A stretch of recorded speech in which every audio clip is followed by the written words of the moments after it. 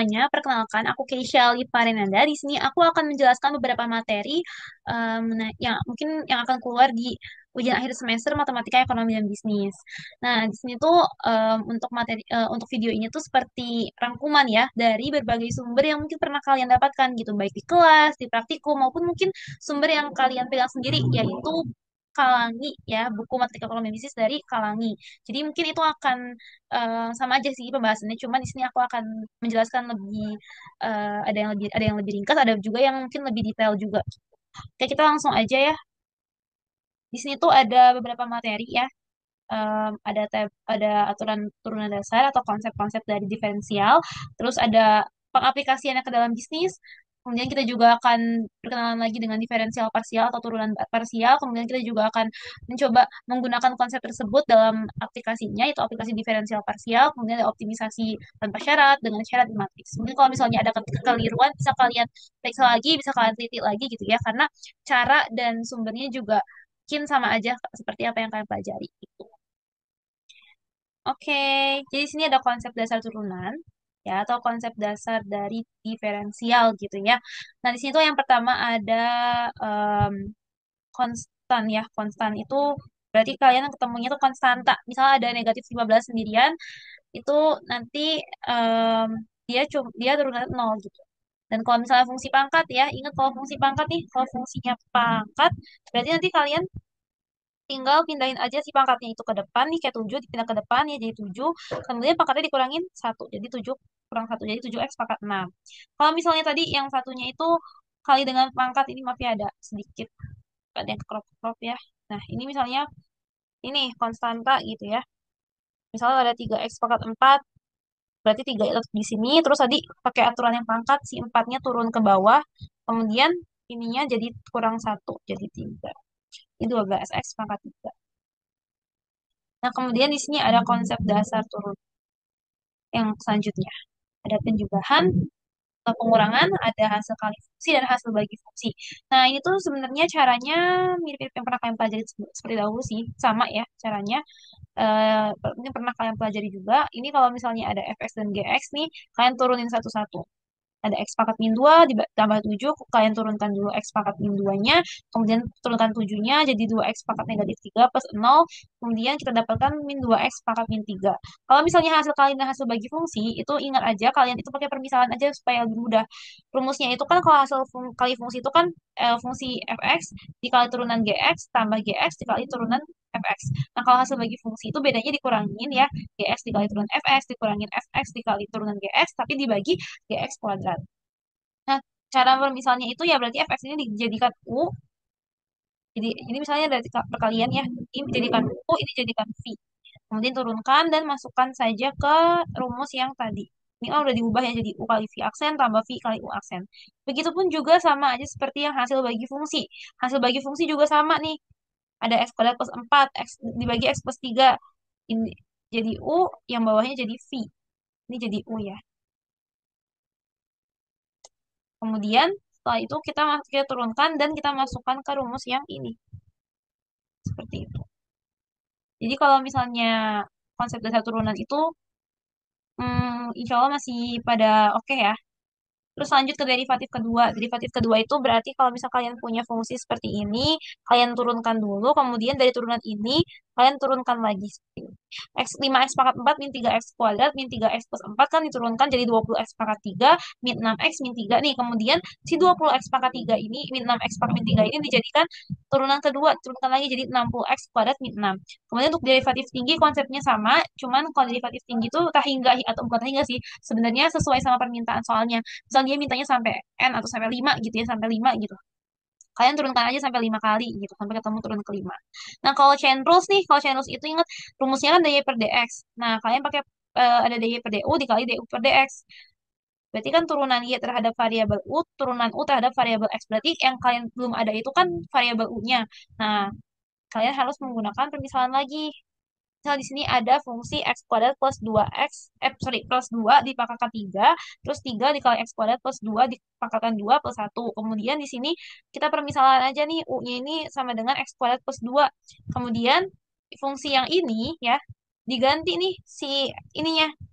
Ininya diganti jadi u. Ini jadi U. Ini jadi U. Jadi hasilnya seperti ini, karena sudah ada permisalan. Kemudian setelah diganti U semua, kita buat turunan terhadap variabel U. Jadi dy per du itu turunan Y terhadap variabel U. Ketemu hasilnya seperti ini.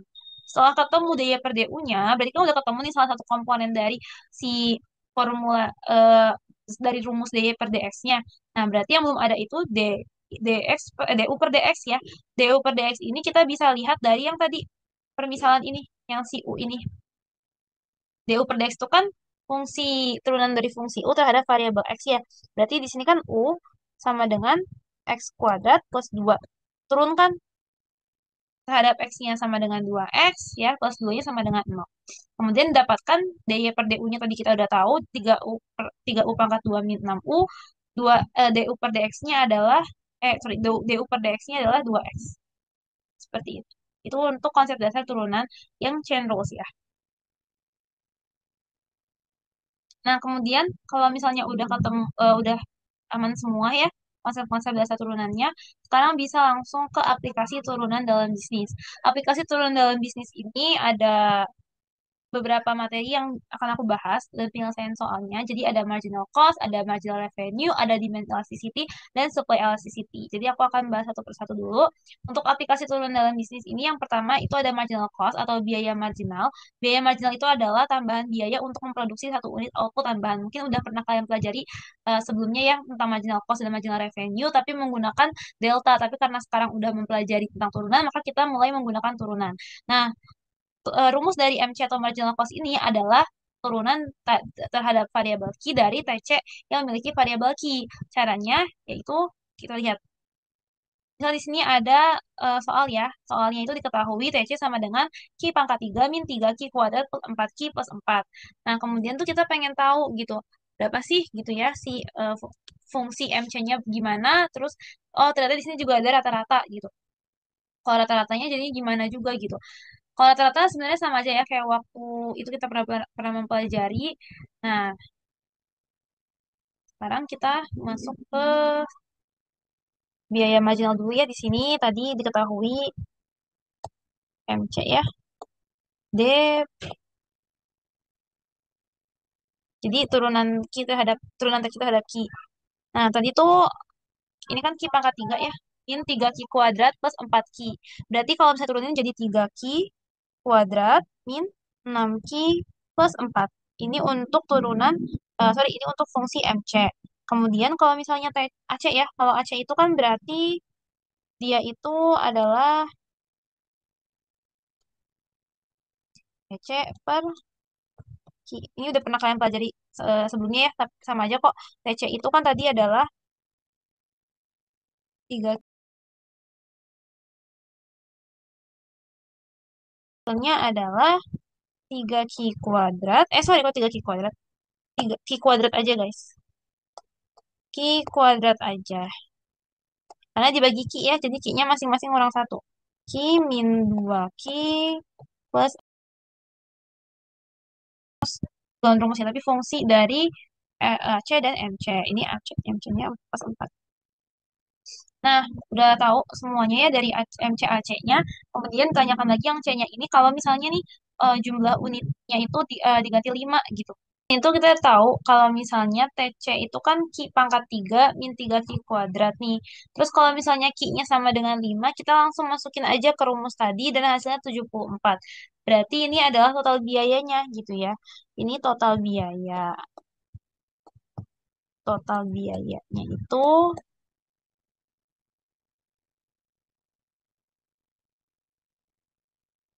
berapa gitu ya. Ya, ini aku mau interpretasinya secara lisan, jadi mohon kalian bisa pahami ya, bisa kalian pakai bahasa sendiri juga. Jadi biaya produksi untuk memproduksi 5 unit adalah 74. Nah, terus kalau misalnya rata-rata berapa sih? Rata-ratanya 14,8 ya setelah kita hitung. Berarti biaya produksi rata-rata untuk memproduksi 5 unit adalah 14,8. Nah, terus kalau misalnya ini yang MC nih, ya, MC ini berarti berapa? MC ini kalau berarti kenaikan biaya saat jumlah output dinaikkan dari 5 nih dari 5 terus naik satu jadi 6 gitu ya, adalah sebesar 49. Jadi ini untuk penyelesaian biaya marginal. Semoga mungkin dapat dipahami ya, walaupun secara cepat dan singkat. Di sini ada namanya aplikasi turunan bisnis untuk marginal revenue atau pendapatan marginal. Pendapatan marginal itu adalah jumlah pendapatan tambahan yang diperoleh dari penjualan satu unit output tambahan. Nah, di sini rumusnya itu MR sama dengan turunan TR terhadap variabel Q. Jadi turunan TR-nya itu total revenue. Kalau misalnya nanti kalian di soal, nih misalkan tadi kan eh, misalnya ini kan diketahui itu TR-nya ya langsung TR gitu ya. TR sama dengan 80 Ki min 6 Ki gitu. Tapi kalau misalnya di soal kalian diketahuinya itu P sama dengan sekian, itu kalian tinggal masukin ke rumus TR sama dengan P kali itu sama aja kok. Nanti hasilnya jadi seperti ini. Misal di sini kalian taunya tuh 80 min 6 Ki gitu. Terus kalian masukin aja jadi P kali Ki. Jadi 80 Ki min 6 Ki kuadrat. Nah, kita langsung aja ke contoh soal. Di sini tuh misal diketahui TR sama dengan 80 Ki min 6 Ki kuadrat. Berarti kita mau ditanyakan marginal gitu. Dan pendapatan marginal jika 3 unit itu dijual. Berarti ketika Ki-nya itu sama dengan 3. Kita langsung aja ya ke jawabannya. Kita udah tahu nih kalau TR-nya itu dari soal adalah 80 Ki min 6 Ki kuadrat ya. Nah, terus kita turunkan nih. Turunkan. Jadi D per DQ ya. Dari 80 min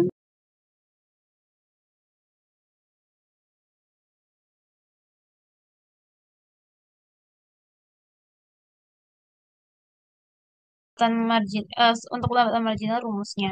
Kemudian kalau misalnya nih ya Q-nya tuh 3 gitu. Berarti MR sama dengan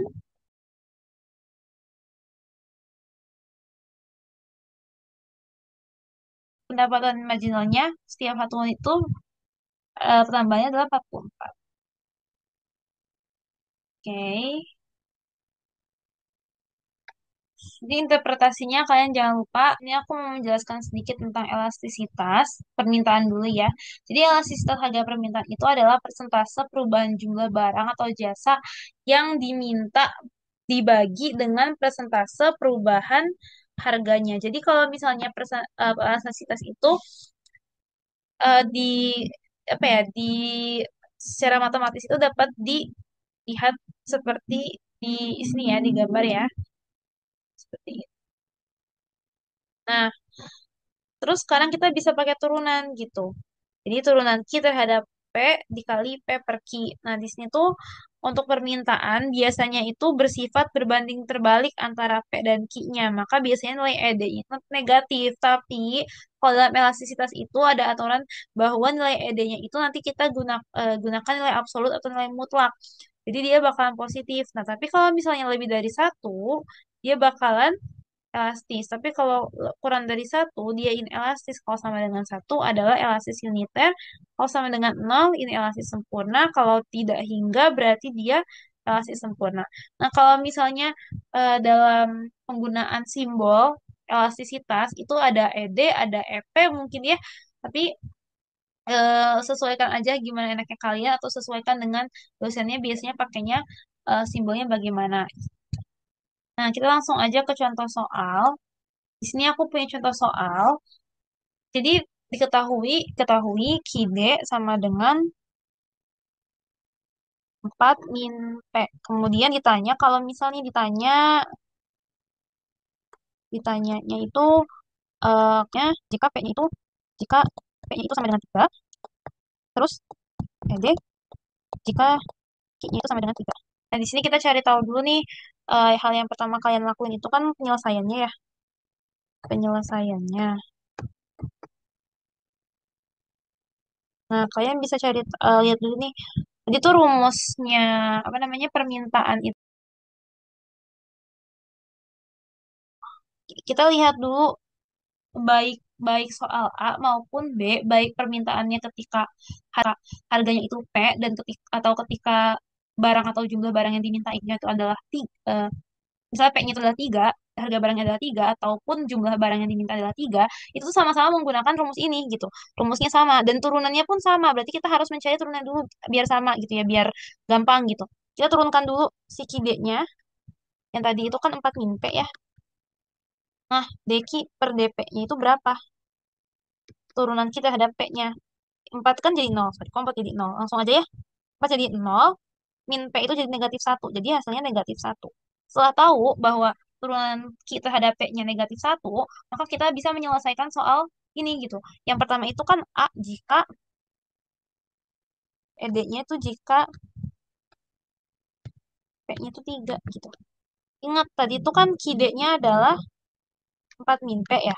Nah, kalau misalnya P-nya diganti 3, berarti KID sama dengan 4 min 3. Berarti KID-nya sama dengan 1. Udah ketemu nih, KID-nya sama dengan 1. Ya, berarti kita langsung cari aja tadi elastisitas permintaannya, di mana turunan Q terhadap variabel P dikali P per Q. Tadi turunan Q terhadap P-nya adalah negatif 1, P per Q, P-nya adalah 3, Q-nya adalah 1. Jadi hasilnya negatif 3. Ini untuk ED jika P-nya sama dengan 3. Nah, terus sama dengan 3 gitu. ED-nya itu berapa gitu ya. Sama kayak tadi, kita cari dulu nilai P-nya berarti. Karena P-nya belum tahu, tapi Q-nya udah tahu. Berarti Q-nya diganti 3. 4 min P.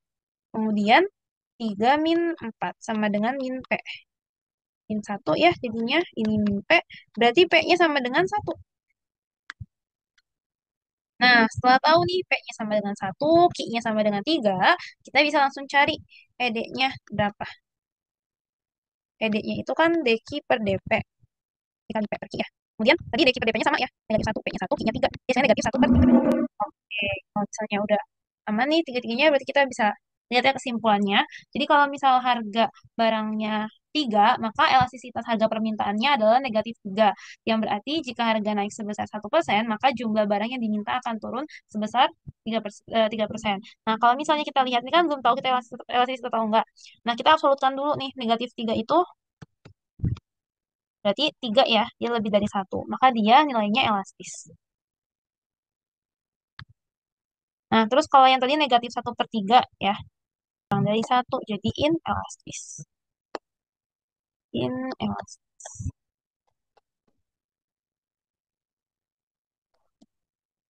Jadi untuk elastisitas seperti itu. Baik elastisitas permintaan maupun nanti elastisitas penawaran konsepnya sama-sama aja.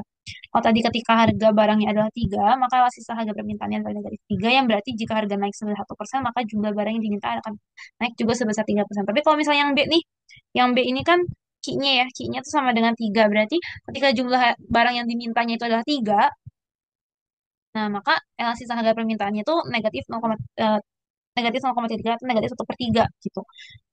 Yang berarti jika harga naik 1% aja ya, maka jumlah yang diminta hanya akan turun sebesar 0,3 juta. Nah, ini untuk jawaban lebih jelasnya ya. Kan aku nulisnya tangan gitu. Ini sama aja, tadi caranya seperti ini. Kalau tadi tuh sisa permintaan itu kan pakai hukum permintaan ya. Kalau sekarang pakai hukum penawaran. Jadi persentase perubahan jumlah yang ditawarkan dibagi dengan persentase perubahan harga. Jadi sama aja kok. Caranya kayak tadi, rumusnya juga DQ per DP, ketentuannya juga sama, bagaimana jika disebut elastis, bagaimana disebut inelastis. Nah, untuk penyelesaian soalnya juga mirip-mirip seperti ini. Kalian bisa lihat di gambar. Diketahui fungsi penawaran suatu barang dinyatakan dengan persamaan QS sama dengan negatif 200 plus 7P kuadrat. Nah, di sini tanyakan elastisitas penawarannya pada tingkat harga P sama dengan 10 dan P sama dengan 15 gitu. Sama kayak tadi, kita cari dulu turunan Q terhadap P-nya berapa. Nah, kalau di sini itu kan pakainya ada variabelnya ya, hasil turunannya di sini. Karena tadi fungsinya QS-nya itu ada ininya, ada kuadratnya. Nah, di sini tuh bisa kalian operasikan ketika P-nya sama dengan 10 berapa. Di sini kalian bisa lihat dulu P-nya, tadi kan turunannya seperti ini. Masukkan aja P-nya berapa, kemudian setelah itu kalian bisa langsung aja buat masukin ke ES-nya berapa. rumus elastisitasnya berapa. Caranya sama kayak tadi, cuma di sini mungkin interpretasinya ada berbeda.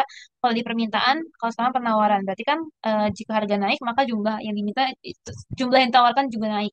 Ingat kalau penawaran seperti apa yang pernah aku jelaskan pada video waktu untuk persiapan UTS, kalau misalnya penawaran itu posisi kita itu POV-nya sebagai produsen gitu, sebagai yang menawarkan barang yang gitu. Jadi kebalikan dari permintaan. Nah, selanjutnya di sini ada optimisasi satu variabel. Jadi sebelum kita masuk ke diferensial parsial, mungkin aku akan jelaskan terlebih dahulu secara singkat aja gitu ya. Optimisasi satu variabel. Jadi di situ ada langkah-langkahnya. Yang pertama ada cari titik stasioner menggunakan turunan pertama, yaitu turunan pertama dari fungsi nanti yang akan ada, yang biasanya disajikan dalam soal. Kemudian yang kedua itu adalah uji maksimum atau minimumnya. Nah, itu tuh dengan memasukkan nilai stasionernya ke dalam turunan kedua. Kemudian di sini ada ketentuan kalau misalnya lebih dari 0 maka dia itu akan memiliki nilai minimum. Kalau misalnya dia kurang dari 0 atau negatif, dia memiliki nilai maksimum. Nah, kalau misalnya dia sama dengan 0 berarti kita harus lanjut ke langkah 3 karena dia memiliki titik belok. Nah, terus nanti habis itu gambar grafik. Di sini aku akan lebih ini ya, lebih jelasnya itu di soal. Misal di sini diketahui fx sama dengan x pangkat 3 min 9x kuadrat plus 15x plus 35. Nah, di sini fx itu ingat ya, fx itu kan y-nya ya. Jadi kalian jangan sampai bingung y-nya yang mana gitu. Tapi fx itu adalah y-nya. Nah, di sini kita cari dulu yang pertama itu menemukan titik stasioner. Caranya bagaimana? Caranya kita turunkan terlebih dahulu, turunkan dulu si nilai fx sama dengan x pangkat 3 min 9x kuadrat ini. Jadi turunan pertama, jadi 3x kuadrat min 18x plus 15. Kemudian setelah itu sama dengan kan 0. Nah, karena ini adalah fungsi kuadrat, kita bisa menggunakan pemfaktoran. Nah, ini aku jelaskan lebih singkat ya. Setelah kita menggunakan pemfaktoran yang pernah kalian pelajari pada awal-awal dulu nih, waktu kalian awal-awal belajar mateko, ketemulah x-nya. X satunya sama dengan 1, x 2-nya sama dengan 5. Nah, setelah itu kalian masukin nih nilai x yang ini ke dalam fungsi yang pertama, yang ini. Ke dalam fungsi yang ini. Ke dalam fungsi ini. Jadi masukin 1, 1, 1, 1. Nah, jadi hasilnya 1,42 karena X-nya adalah 1 dan F1 ini yaitu nilai Y-nya itu adalah 42. Begitupun juga dengan yang 5. Nah, setelah itu kalian bisa tahu nih kalau nilainya itu 1,42 dan 5,10. Oke, setelah itu kita bisa uji nilai minimum atau maksimum dari turunan keduanya. Jadi setelah kita nemuin nih, oh titiknya ini ada 1,42 dan 5,10. Tapi kita pengen tahu 1,42 itu minimum atau maksimum. 5,10 itu minimum atau maksimum. Nah caranya dengan menurunkan kedua nih. Dari fungsi ini kan turunan pertamanya nih, ya ini turunan pertama. Terus kita turunkan kedua nih, 3x kuadrat min 18x plus 15 itu jika diturunkan, 3x kuadrat jadi min 6x, min 18x jadi min 18. Nah, terus kita masukkan tadi yang x-nya itu, yang x yang udah kita cari yang awal, x yang pertama itu 1, x kedua itu 5. Ini bisa jadi, ini 1 ya. Ini 1, ini 2. Biar kalian nggak bingung, x satunya adalah 1, x 2-nya adalah 5. Kemudian kita masukkan nilai ekstrimnya itu yang tadi ya, x sama dengan 1 x 5 ini ke turunan kedua. Tadi kan yang pertama itu nyari titik stasioner itu kita masukkan ke fungsi yang pertama yang diturunkan. Nah, yang kedua ini sekarang untuk mencari untuk menentukan nilai minimum atau maksimum kita masukkan ke turunan keduanya. Setelah itu ditemukan ternyata negatif jadi maksimum, ini positif jadi minimum. Setelah itu kalian bisa buat gambarnya. Nah, oke, mungkin untuk sekilas ya tadi optimisasi satu variabel. Nah, setelah tadi udah belajar tentang optimisasi satu variabel, terus kalian juga tadi pertama kalian juga udah mempelajari konsep-konsep turunan dan bagaimana penerapan dalam bisnis, kalian sekarang mulai mempelajari diferensial parsial. Diferensial parsial itu adalah jenis fungsi yang digunakan untuk lebih dari satu variabel. Misal ada fungsi yang lebih dari satu variabel, variabelnya itu misalnya x dan y gitu. Nah, kalian tuh menurunkan itu salah satunya aja gitu. Misalnya sesuai permintaan soal, misalnya disuruh nuruninnya x-nya aja gitu, terhadap x-nya aja. Kalian hanya menurunkan untuk komponen yang punya variabel x-nya aja, atau misalnya y turunan terhadap y gitu. Berarti kalian hanya menurunkan yang ada variabel y-nya aja. Misal di sini ada y z sama dengan y x pangkat 3 min 12xy min 6y pangkat 5. Di sini diminta turunan Z terhadap X. Berarti kalian hanya akan menurunkan yang ada variabel X-nya X. Di sini kan 5X pangkat 3 dan 12XY. Kemudian turunin aja, dan ini anggap aja konstanta gitu, jadi nggak usah diturunin gitu. Nah, setelah itu terhadap Y, berarti kita akan memilih yang ada variabel Y-nya. Di sini ada 12X, Y memang X-nya juga ada, cuman dia itu nggak diturunin, tapi hanya ikut aja ke bawah, tapi tidak diturunkan. Yang diturunkan itu hanya yang terikat dengan variabel Y-nya aja, yang ada variabel Y-nya aja. Kemudian ini negatif 6Y pangkat 5 diturunkan, terus yang ininya dianggap konstanta, seperti itu. Nah, tadi kan udah mempelajari tentang diferensial parsial. Nah, sekarang kita udah masuk ke penerapan dari elastisitas silang. Elastisitas silang itu tuh ada dua barang gitu, ada dua produk. Jadi kalau tadi itu kan elastisitas permintaan dan penawaran itu cuma ada satu barang, ada produk X atau produk Y-nya aja, atau produk A atau produk B-nya aja. Tapi kalau misalnya elastisitas silang ini, dia itu ada dua barang, ada dua produk, ada A dan B. Nah, dalam rumus elastisitas silang itu ada permintaan marginal gitu kan, turunan Q terhadap turunan P. Nah, di sini tuh kita lihat dulu, kalau ini kan sama ya, ini kan sama terhadap X, ini juga. Nah, kalau yang ini, yang ini kan sama juga nih, yang ini sama. Nah, tapi kalau misalnya yang ini nih ya, yang ini permintaan marginal QX terhadap PY. Jadi kalau misalnya ada ini turunan QX terhadap variabel PY, artinya adalah permintaan marginal dari QX terhadap PY. Begitupun juga sama ini. Nah, rumus elastisitas silang permintaan ini adalah kalau misalnya ditanya turunannya elastisitas silang permintaan produk A terhadap B ya, berarti ini turunan QDA terhadap PB dikali PB per QDA. Kalau misalnya ditanyakan turunan elastisitas silang, atau bukan turunan ya, tapi elastisitas silang produk B terhadap A, berarti yang digunakan adalah turunan ini ya Q ya terhadap P dikali P per PA per QDB. Nah, di sini ada ketentuannya. Kalau misalnya kedua elastisitas ini silangnya adalah kurang dari 1, maka barangnya itu adalah komplementer. Tapi kalau misalnya dia lebih dari 0, maka barangnya itu disebut substitusi. Jadi komplementer itu bersaing ya, saling bersaing gitu. Kalau substitusi mungkin dia bisa kalau komplementer itu melengkapi, kalau substitusi itu saling bersaing. Jadi substitusi itu kan menggantikan gitu ya.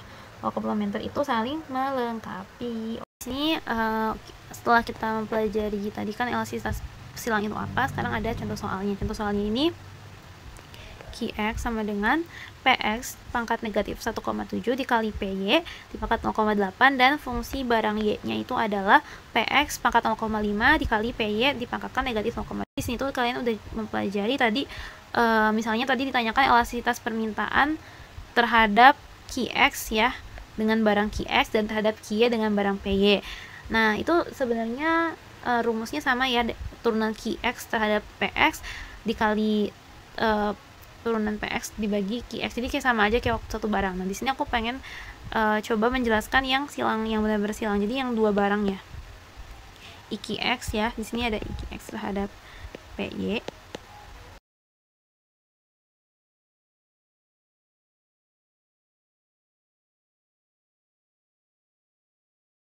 Berarti di sini PX-nya tetap negatif 1,7.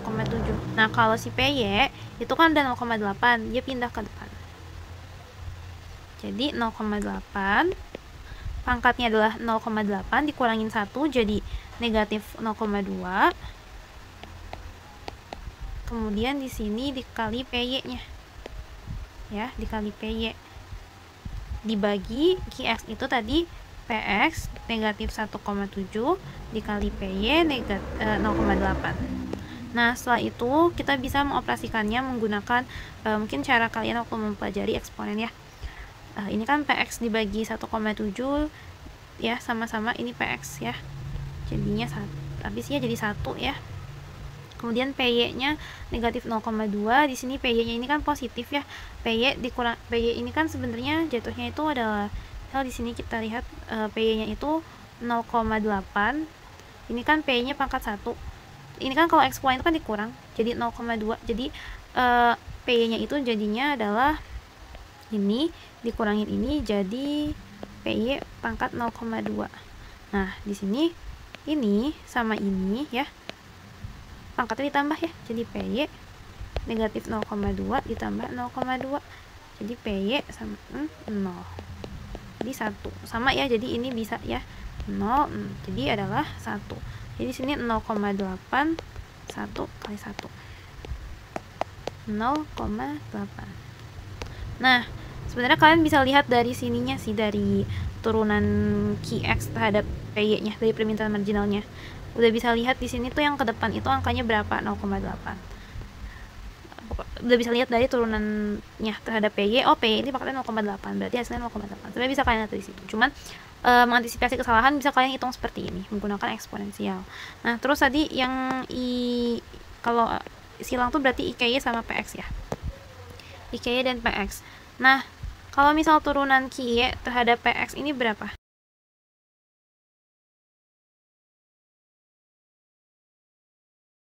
Nah, untuk fungsi QY-nya adalah PX di pangkat 0,5 dikali PY pangkat negatif 0,2. Jadi, untuk QY-nya ini adalah terhadap PX itu berarti yang 0,5-nya turun ya ke bawah. Jadi 0,5, PX-nya itu pangkat 0,5 ya. Pangkat 0,5 dikurangin 1 jadi negatif 0,5. Kemudian PY-nya itu adalah, ini aku tulis ulang deh biar nggak bingung ya. Tadi QY-nya diketahui, PX persamaannya dari soal. Ya, untuk dari soal. Oke, jadi setelah itu PY-nya tetap ya negatif 0,2. Nah, PY-nya tetap 0,2. Terus yang ditanyakan lagi PX-nya, PX-nya tetap di sini. PX-nya tetap. QY-nya, ini ya QY-nya yang udah aku tulis ulang.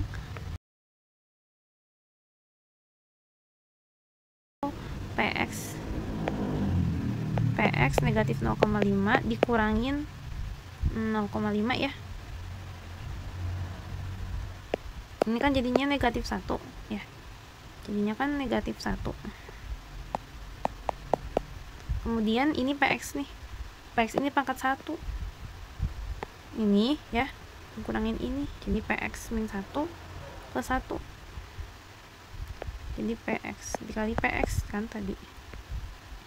Jadi PX min 1 dikurangin ditambah 1. Jadi PX 0, jadi 1. Jadi di sini dicoret nih. Ini jadi 0, jadi 1. Kemudian yang PY-nya nih. PY pangkat negatif 0,2. Terus ini juga PY di pangkat negatif 0,2. PY-nya sama dengan 1. 0, sorry. Jadi 1. Jadi ini juga 1. Jadi hasilnya adalah 0,5.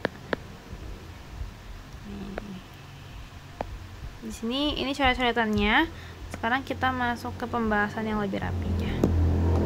Ini yang tadi pembahasannya ya.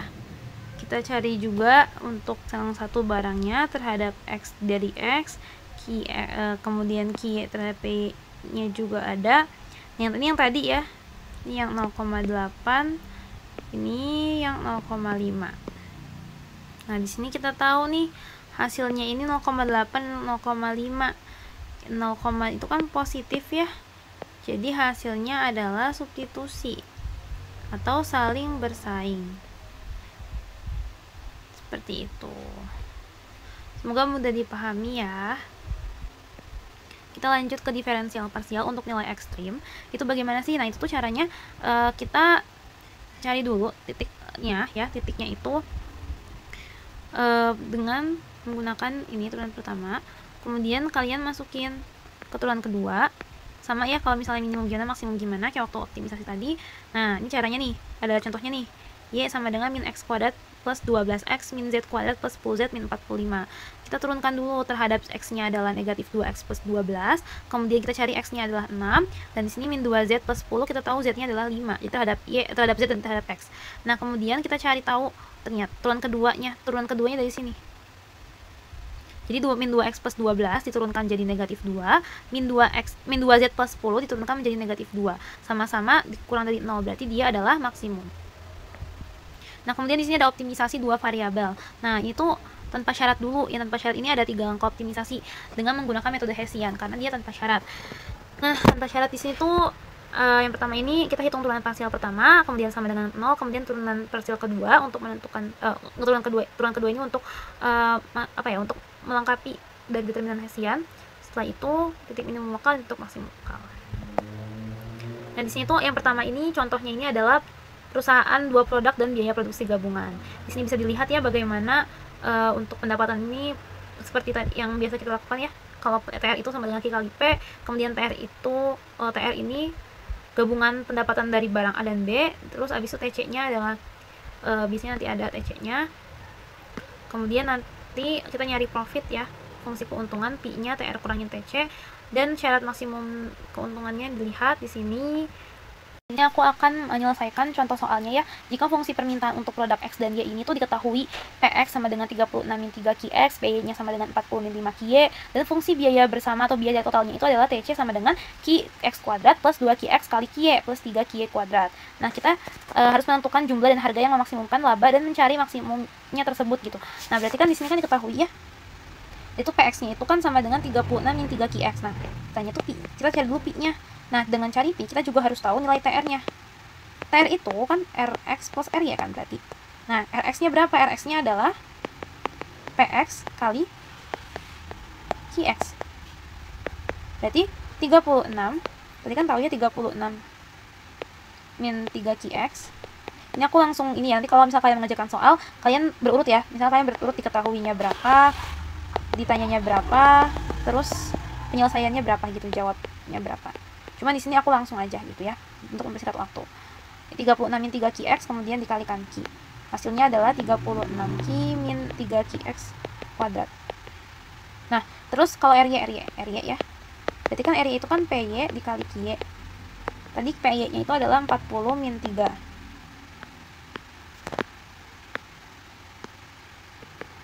QY ya, dikalikan QY. Kemudian 40 QY ini min 3 QY kuadrat ya. Nah, setelah itu kita udah tahu berapa ini untuk R-nya, ini untuk RX, ini untuk RY. Nah, kita bisa masukkan ke rumus tadi ya. Yang tadi. Pi itu adalah PR min TC yang kesini. Nah, tapi kan tadi kita belum tahu tuh TR-nya berapa ya. Berarti kita masukin aja langsung ke rumus ini. Oke guys, karena udah tahu nih nilai RX dan RY-nya berapa, kita bisa masukin tadi kan ke Pi ya. Pi-nya itu adalah TR min TC. TC itu kan tadi RX plus RY-nya ya. Berarti tinggal kita masukin aja, ini kan RX plus RY-nya dikurangin TC-nya. Tadi RX-nya itu adalah 3 QX ya. 3 QX.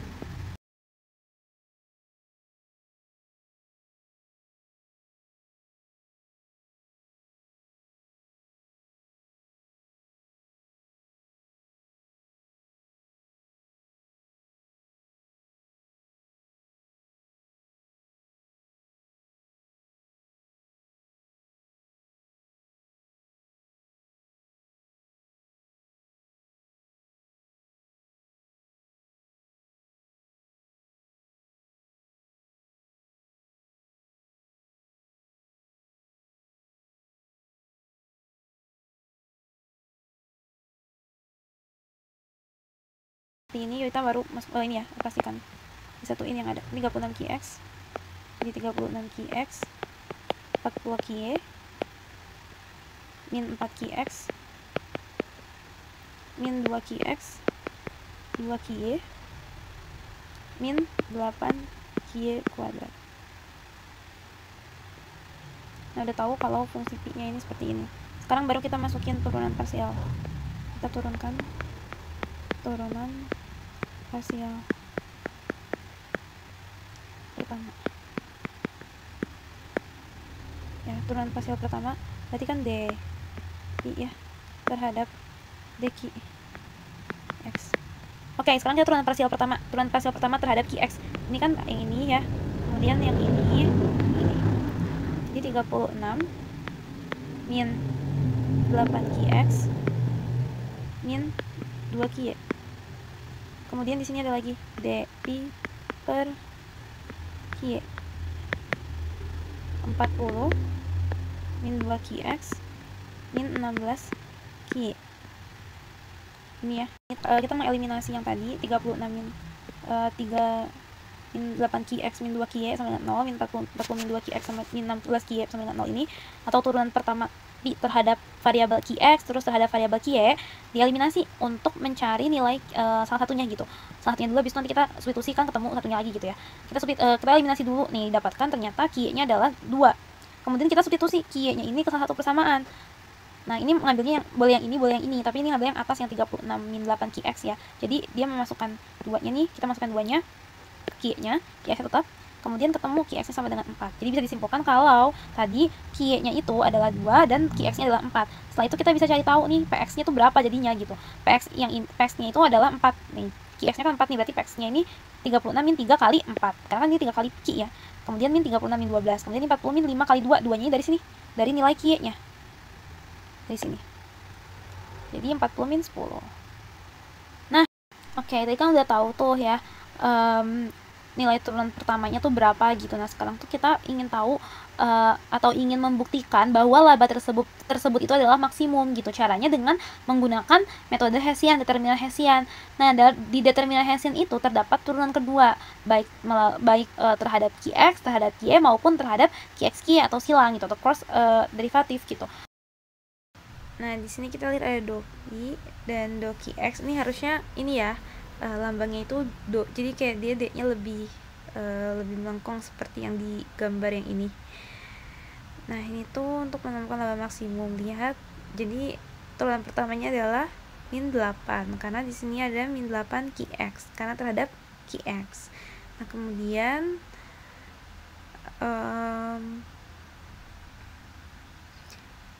kita lihat dulu. Kemudian di sini tuh ada ditanyakan lagi do kuadrat pi do q kuadrat. Nah, di sini juga harusnya lambangnya do ya. Min 16 q ya, berarti min 16. Nah, di sini selanjutnya ada do kuadrat pi, ada do qx sama do q. Boleh ambil yang atas atau yang bawah.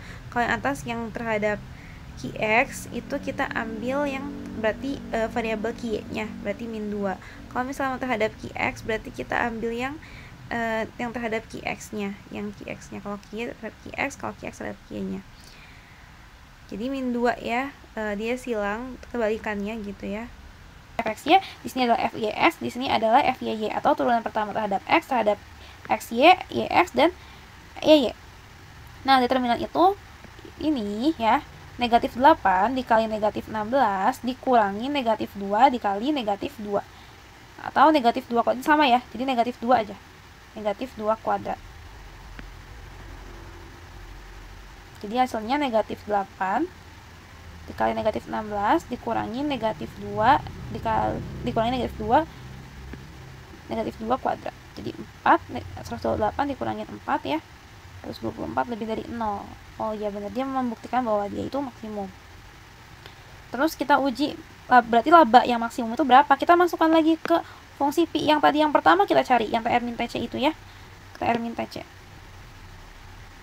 Yang pi tr min tc yang pertama kita cari. Terus ketemu hasilnya 112. Jadi kesimpulannya, perusahaan harus menjual produk X dengan harga 24 dan jumlahnya sebanyak 4 unit, sedangkan produk Y-nya dengan harga 30 dan jumlahnya sebanyak 2 unit, supaya bisa memperoleh laba maksimum sebesar Rp212. Itu konsep menjelaskan kepuasan tambahan yang diperoleh dari menambah konsumsi 1 unit. Nah, biasanya nanti kalau misalnya ada marginal itu sama ya kayak sebelum-sebelumnya, kalau ada kata marginal berarti dia tuh derivatif pertama gitu ya. Cuma ini parsial, jadi du per dx berarti variabel derivatif pertama fungsi u terhadap variabel x gitu. Atau sebaliknya terhadap y. Nah, kemudian di sini tuh ada contohnya. Misal di sini ada u sama dengan 24x plus 32y min x kuadrat min y kuadrat. Nah, di sini tuh ditanyakan fungsi utilitas marginalnya berapa. Berarti kalian gunakan saja ini. Turunan pertama u terhadap x dulu berapa, terus terhadap y-nya kemudian berapa. Kemudian setelah tahu berapa, kalian bisa melihat ya, kan 24 min 2x nih, kalian bisa mencari nilai x-nya berapa. 32 min 2y, kita bisa melihat y-nya tuh berapa. Setelah itu kalian turunan kedua nih, turunan kedua. Turunan kedua terhadap apa? Terhadap ini, terhadap X dan terhadap Y. Setelah itu gunakan determinan Hessian. Nah setelah itu kalian bisa lihat nilai maksimum atau minimumnya, dan kalian menilai lagi utilitas maksimumnya berapa. Bukan utilitas marginal lagi ya, tapi utilitas maksimumnya berapa ke fungsi yang paling pertama yang tadi, optimisasi dua variabel dengan metode Lagrange. Jadi ini tuh dengan syarat ya. Jadi optimisasi dua variabel metode Lagrange ini dengan syarat. Jadi ada dua komponen yang perlu diperhatikan dalam metode Lagrange, yaitu fungsi tujuan dan fungsi kendala. Dimana kalau misalnya Lagrange ini berarti ada batasannya. Misal kalian tuh punya perusahaan gitu ya, atau kalian kerja di bidang marketing gitu di perusahaan, terus kalian tuh pengen melakukan iklan gitu, nah itu kan otomatis sudah harus ada budgetnya gitu, ada batasannya, nggak bisa kalian suka-suka kalian mengambilkan uang perusahaan membuat iklan gitu. Nah si budget itu tuh batasannya gitu. Nah di sini tuh caranya tuh yang pertama itu kalian akan mencari nilai ekstrim atau nilai stasionernya dengan memformulasikan derivatif parsial pertamanya sama dengan 0, sama kayak tadi. Nah di sini, nah tapi bedanya di sini tuh untuk menentukan apakah fungsi utilitas atau fungsi tujuan maksimumnya harus memenuhi dua syarat. Nah tapi sebelum itu kalian tuh harus menggunakan fungsi Lagrange gitu. Kalau tadi kan nggak ada fungsi Lagrange ya, kalian menurunkan derivatif kedua aja, tapi nggak ada Lagrange gitu. Kalau di sini ada Lagrange ya, X dan Y terhadap fungsi Lagrange. Nah di sini ada syaratnya, kalau misalnya nilai Hessiannya lebih dari 0 maka dia maksimum, kalau kurang dari 0 dia minimum. Oke, ini untuk bentuk Hessiannya, mungkin kalian bisa pelajari ya. Oke, kemudian di sini ada yang namanya contoh soal ketika Z-nya ini X sama X, Y sama dengan X kali Y dengan syarat X plus 2Y sama dengan 0. Nah, di sini kalian masukkan dulu ke fungsi Lagrange untuk mencari nilai X dan Y-nya. Lagrange itu dengan lambda ya, ada lambangnya.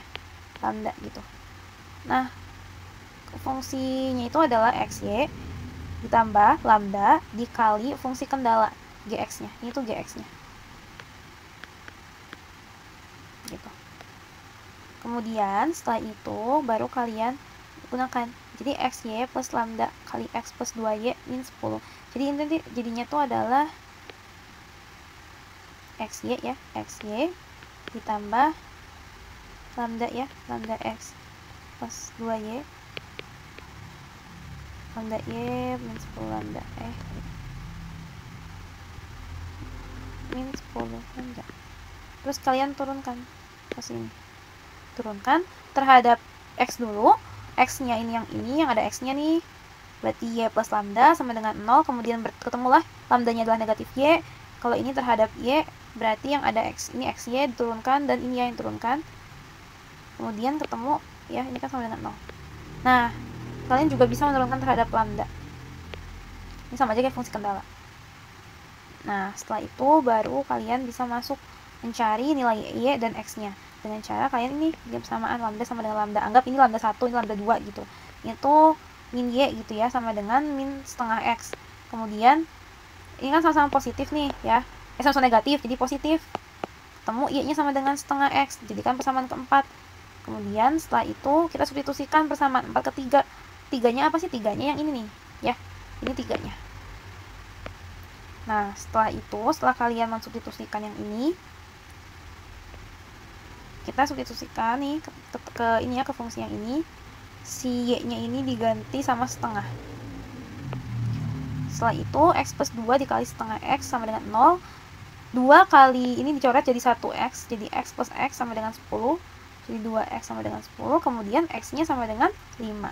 Setelah ketemu, kalian substitusikan si X-nya ini ke si Y ini. Y-nya diganti, X-nya diganti 5. Jadi setengah dikali 5, 2 setengah.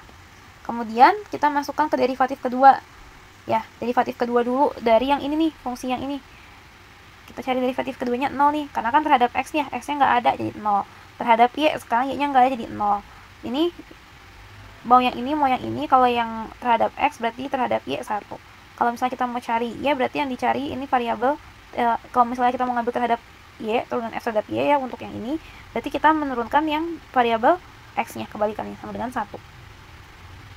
Nah, kita lihat dari tadi yang fungsi ini ya, kendala, diturunkan ini terhadap X dulu jadi sama dengan 1, terhadap Y sama dengan 2. Nah, setelah tahu semua nih turunan keduanya, sekarang kita masukkan ke fungsi Hessian. Ke determinan Hessian. Determinan Hessian itu tadi kan 0 ya. 0 GX GY, ini kan ada GX, ada FXY, ada GY, di sini FXY, FYY. Nah, mungkin kalau misalnya kalian lupa, nanti kalian bisa menggunakan cara determinan matriks ya, yang mungkin akan dipelajari di matriks ya. Caranya itu kayak gini, bentar.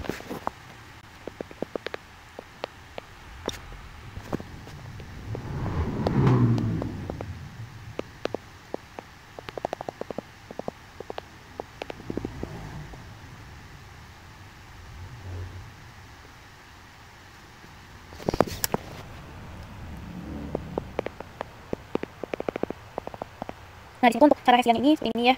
Jadi kalian tuh nyalin si dua yang ini ke sini gitu, disalin. Habis itu baru sebagaimana kalian belajar determinan, yang dicoret ini dikali, tapi kalau misalnya arahnya sama berarti ditambah, kemudian dikurangin dalam kurung. Ini ya, dikali ini, dikali ini. Seperti ini.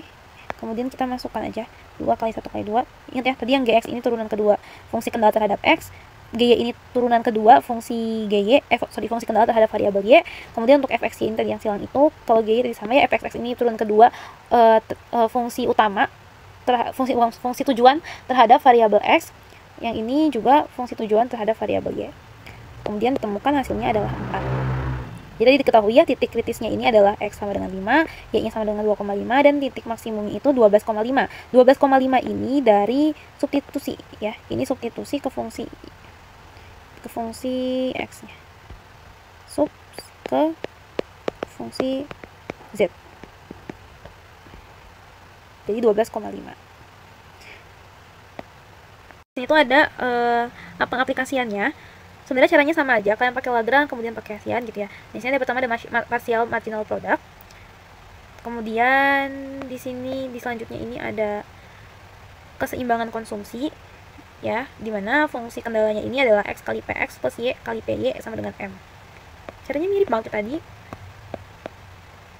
Oh, untuk utilitas dulu ya, keseimbangan konsumsi ini biasanya kita berbicara tentang utilitas atau kepuasan konsumen gitu ya. Rumusnya ini adalah U sama dengan fxy, bisa diketahui. Kemudian untuk marginal utility nih, marginal utility adalah ini apa namanya, turunan pertamanya gitu ya, turunan pertamanya. Kemudian ini parsial ya, mu barang x, mu barang y. Langsung ke contoh soal. Di sini diketahui kepuasan seorang konsumen dari mengonsumsi barang x dan y tercermin dari fungsi utilitas x kuadrat plus x kuadrat kali y pangkat 3, di mana pendapatan konsumennya adalah $100.000 dan harga barang x-nya adalah $25 per unit, y-nya adalah $50 per unit. Kemudian kita menentukan fungsi utilitas marginal dari masing-masing barang. Berarti MUX dan MUY-nya. Terus tanyakan berapa utilitas marginal jika konsumennya ini mengonsumsi 14 unit dan 13 unit Y.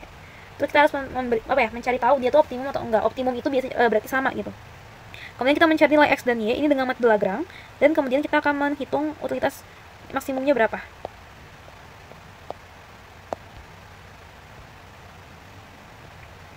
Nah, yang pertama kita akan mencari fungsi utilitas marginal.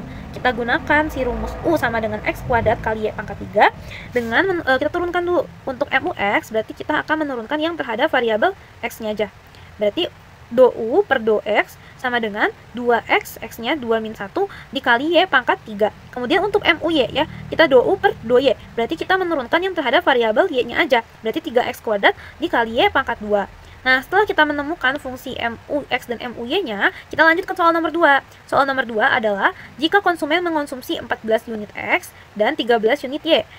Nah, dia tuh optimum atau enggak sih gitu ya. Pertama, kita akan memasukkan nilai QX dan QY-nya itu ke yang tadi. Nah, di sini kita akan memasukkan dulu nih MUX ini. Tadi apa sih? 2XY kuadrat. Ya, ini kan 2XY pangkat 3, pangkat 3. Kalau MUY-nya adalah 3X kuadrat kali Y. Nah, kita masukkan si X-nya diganti 14, Y-nya diganti 13. Dihitung, kemudian ketemu 61.516. Nah, begitupun dengan yang Y-nya tinggal disubstitusikan. Nah, setelah itu ketika kita mau mencari keseimbangan konsumsi, ini belum cukup ya, belum cukup sampai sini. Kalau kita mau mencari keseimbangan konsumsi, kita bagi si MUX ini dengan harganya. Berapa harganya ya? Harga tadi yang diketahui di soal untuk barang X adalah $25 per unit, dan harga untuk barang PY atau barang Y di soal itu diketahui $50 per unit gitu. Terus kita masukkan si ini ya ke sini. Ini juga ke sini. Nah, kemudian diketahui ternyata yang satunya 2.464, yang satunya 1.987,44. Berarti dia itu nggak sama, ya. Dia nggak sama. Berarti keseimbangan konsumsi tidak optimum karena tidak sama. Seperti itu. Nah, setelah itu, kita mau tahu terus kalau misalnya biar optimum, berarti X dan Y-nya harus berapa sih gitu. Nah, cara nyari X dan Y-nya itu, kita menggunakan terlebih dahulu Lagrange. Ya, menggunakan metode Lagrange. Sama kayak tadi cara untuk mencari X dan Y dengan metode Lagrange, kalian bisa gunakan dulu ya ininya, fungsi Lagrange-nya bagaimana, kemudian kalian turunkan terhadap pasial ya X, Y, dan lambda, kemudian kita cari nilainya dengan menggunakan ini lambda sama dengan lambda, kemudian kita substitusikan. Nah, setelah itu kita ketemu tadi nih, X dan Y-nya, X-nya sama dengan 16, Y-nya sama dengan 12 dari operasi dengan fungsi Lagrange yang tadi. Nah, ketika sudah ketemu X dan Y-nya, kemudian kita bisa membuktikan tingkat konsumsi yang optimumnya gitu. Nah, dengan mensubstitusikan nilai X dan Y-nya ini ke rumus marginal utility yang tadi kita cari di paling pertama ya. Yang paling pertama itu kita mencari fungsi dari marginal utilitasnya, utilitas marginalnya, 2XY. Kalau yang MU-nya itu tadi adalah 2X Y pangkat 3, MUY-nya adalah 3X Y kuadrat. Nah, kita masukkan aja ke tadi ya. Tadi 16, X-nya 12, Y-nya jadi 12, ketemu 55296, ketemu 110,592. Nah, kemudian kita uji lagi nih tadi pakai keseimbangan konsumsi, pakai MUX per PX, pakai MUY per PY. Ternyata hasilnya sama. Kalau udah sama, berarti tingkat konsumsinya adalah optimum. Seperti itu. Nah, di sini selanjutnya ada keseimbangan produksi. Kalau tadi tingkat konsumsi, sekarang produksi, yaitu tingkat kombinasi produksi yang memberikan keseimbangan biaya optimum yang dapat ditemukan dengan menggunakan metode Lagrange. Jadi biasanya ada capital dan labor gitu ya kalau produksi. Nah, seorang produsen ini mengalokasikan dananya itu sebanyak $96 untuk membeli input K dan L. Harga per unit K adalah 4 dan L adalah 3. Di sini tuh pertama kita akan mencari berapa unitnya, berarti pakai Lagrange. Nah, kemudian kita dicari kedua unit output yang dihasilkan dari kombinasi tersebut. Kemudian yang ketiga, kita mencari atau kita membuktikan tingkat produksi optimum dicapai pada hasil kombinasi yang diperoleh kayak tadi. Yang pertama ini kita akan mencari K dan L-nya dulu. Berarti pakai Lagrange lagi, ya. Lagrange kemudian dimasukkan ya. Kemudian kita memaksimalkan F atau mencari nilai F-nya, nilainya itu adalah pakai lab ini. Kita tadi ya sama dengan kan 0 turunan pertama.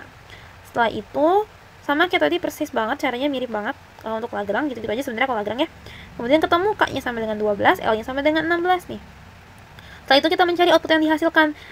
Ini nih, output yang dihasilkan adalah dari soal yang tadi P sama dengan 12 KL. K-nya diganti 12, L-nya diganti 16, ketemu 2304. Setelah itu kita membuktikan apakah dia benar-benar optimum ya, karena kan kita udah cari nih benar nggak sih optimum tuh gitu. Kita cari tadi 192, untuk harga K-nya 4, untuk harga L-nya 3, ternyata sama-sama 48, berarti mereka optimum. Setelah itu kita akan bicara mengenai matriks. Jadi matriks itu adalah susunan bilangan dalam baris dan kolom yang ditulis dalam tanda kurung. Jadi di sini tuh nanti ada kayak gini contohnya ya. 1, 2, 3, 4. Jadi matriks itu tuh ada jumlah baris dan jumlah kolom. Misal di sini tuh ada baris ya dan ada kolom gitu. Ada 2 kali 2, 3 kali 1 dan lain-lain. Nah, terus di sini ada operasi matriks. Ada penjumlahan dan pengurangan, ada perkalian, ada dengan saklar. Kemudian di sini ada matriks identitas atau matriks istimewa ya. Ada 2 macam untuk di PT ini. Kemudian ada matriks transpose. Matriks transpose itu di mana kita tuh menukar posisi yang tadinya baris menjadi kolom, yang tadinya kolom menjadi baris. Seperti itu. Kemudian di sini ada determinan matriks. Nah, yang ini nih yang tadi kita pelajari di optimisasi ya. Determinan. Nah, ada determinan Hessian segala gitu ya. Gimana sih determinan tuh sebenarnya kayak gini? Determinan itu ini ya dikurangin ini. Jadi A11 dikali A22 dikurangin A21 dikali A12. Kalau misalnya matriksnya 3 kali 3, berarti kita nambahin yang ini ya, si kolom yang tadi, yang 2 kolom ini kita salin ke setelah ini. Nah, mungkin udah terbiasa nih kalau determinan, karena kita tadi berbicara terus mengenai determinan ya waktu optimisasi. Nah, sekarang ada di matriks itu namanya minor dan kofaktor. Kalau minor itu dari determinan A diperoleh dengan menutup baris dan kolom tertentu dari elemen yang sedang dihitung. Misal nih, Mij diperoleh dengan menutup baris ke I dan kolom ke J. Jadi baris ke I dan kolom ke J-nya itu bakalan ditutup gitu sama kalian. Jadi nanti kalian akan menyebutkan komponen atau anggota ya si elemen-elemen yang enggak ketutup dari ini gitu, yang selain I dan J ini. Nah, rumusnya ini kalau kofaktor. Nah, kita langsung aja ya ke sini ya. Nah, ini tadi yang minor nih. Minor yang pertama M11.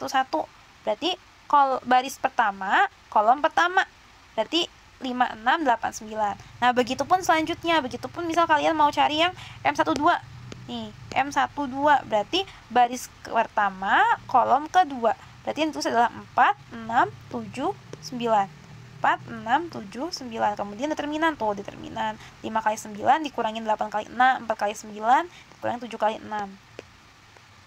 Jadi kalian harus sampai semuanya dapat gitu ya, tapi dengan cara nutup satu-satu.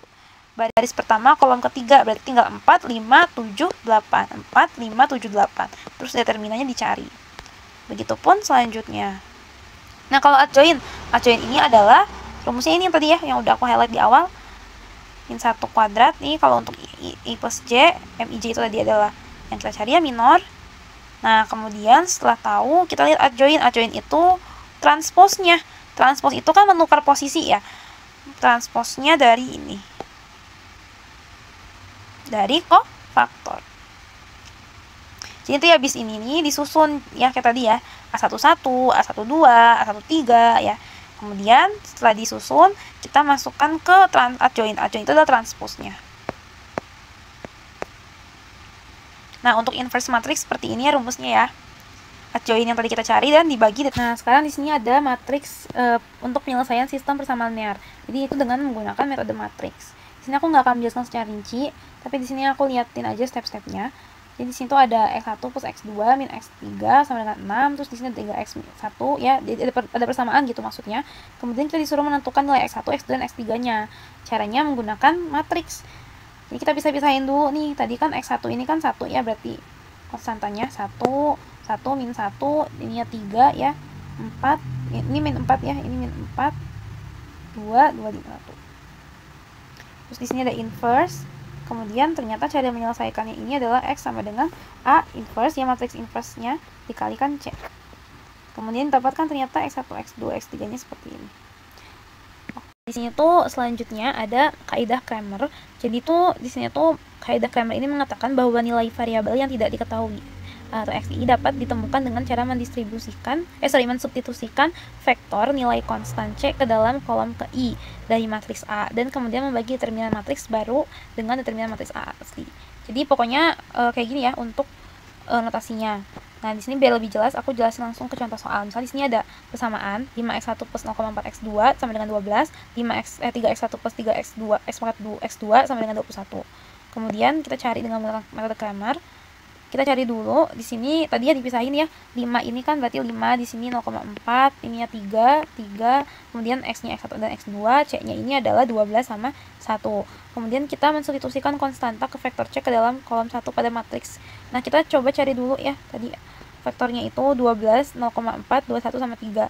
Jadi kalau misalnya kita pengen cari x1 ya, kita lihat di sini. Kita ganti yang ininya.